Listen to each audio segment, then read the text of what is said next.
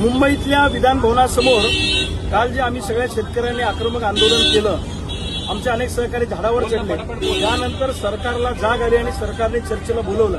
आज राज्याचे मुख्यमंत्री देवेंद्रजी फडणवीस यांच्यासोबत जलसंपदा मंत्री गिरीश भाऊ महाजनांच्या मध्यस्थीने आमची बैठक झाली आणि या बैठकीमध्ये जवळपास अर्धा पाऊण तास ही बैठक झाली।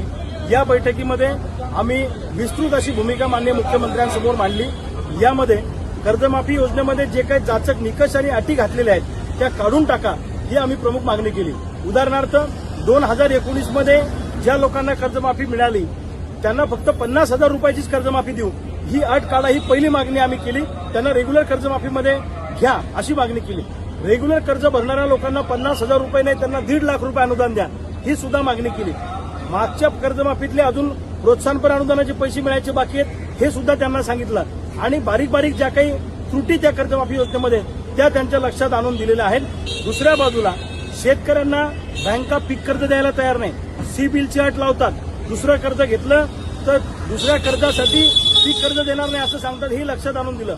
आणि दुसऱ्या बाजूला जुनी पीक विमा योजना लागू करावी, 4 ट्रिगर जे होते ते ठेवावे, ही सुद्धा मागणी त्यांच्याकडे केली। आणि बँका बळजबरीने पुनर्गठन करतायत, हे सुद्धा लक्षात आणून दिलं। बोगस बियाणं कंपन्यांनी बियाणे कंपन्यांनी बोगस बियाणं दिलं, शेतकऱ्यांना फसवलं, त्याच्यासाठी बेलेबल सेक्शन आहे, नॉन बेलेबल सेक्शन करा, कठोर कायदा करा, हे त्यांच्या लक्षात आणून दिलं। पीजीआर कंपन्या ज्या तामिळनाडू आणि आंध्र प्रदेशमधून आलेल्या आहेत त्यांच्यावर कठोर कारवाई करा, हे सुद्धा सांगितलं। आणि सोयाबीन कापूस भाववाढीच्या अनुषंगानं राज्य सरकारनं केंद्राकडे पाठपुरावा आत्तापासून करावा।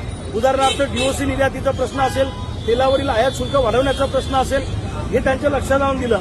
आणि सोलार पंपाच्या ऐवजी विजेचं कनेक्शन शेतकऱ्यांना द्या, कारण खालून पाणी वर आणायचं असलं तर सोलार काम करत नाही, लांबून आणायचं असलं पाणी तर सोलार काम करत नाही, म्हणून विजेच्या कनेक्शनचा पर्याय त्याला ठेवा, हे सुद्धा आम्ही त्यांच्या लक्षात आणून दिलेलं आहे। अशा जवळपास निवेदनातल्या 25 मागण्या आणि इतर 10 मागण्या म्हणजे 35 मागण्या आम्ही मुख्यमंत्री महोदयांच्या लक्षात आणून दिल्या। त्यांनी सांगितलं तुम्ही जे काही बदल कर्जमाफी योजनेमध्ये सुचवलेले आहे त्या बाबतीत आम्ही सकारात्मक आहोत आणि आम्ही निश्चितपणे कर्जमाफी योजनेमध्ये बदल करणार आहोत, हा शब्द त्यांनी आम्हाला दिला। तुम्हाला पुन्हा झाडावर चढायची वेळ आम्ही येऊ देणार नाही, हा सुद्धा शब्द त्यांनी दिलेला आहे। बघू आज जे काही शब्द सरकारनं दिला या संदर्भात सरकार काय निर्णय घेतं, 8 एक दिवस सरकारची वाट पाहू।